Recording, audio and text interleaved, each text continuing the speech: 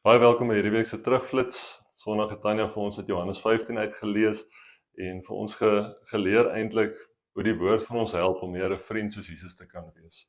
En die eerste ding is dat ons koppe moet gebruik, intentioneel die besluit moet neem om 'n vriend vir ander te kan wees. Die tweede is dat ons uiteindelik moet kyk soos dat Jesus ook na die wêreld kyk en na ons ook kyk. Dat ons na mekaar so moet kyk en mekaar as ewe belangrik ook moet beskou. Die derde, dat ons met ons monde sal getuig van Jesus, sy evangelie sal verkondig en ook vir mekaar sal bid. Mekaar sal herinner aan die beloftes wat Jesus ook aan ons kom maak. En dan die vierde, dat ons uiteindelik ook diensbaar moet wees, mekaar moet dien en vir mekaar ook moet gee. Nie bang moet wees en skaam moet wees om mekaar te gee, onsself te gee, ons tyd te gee.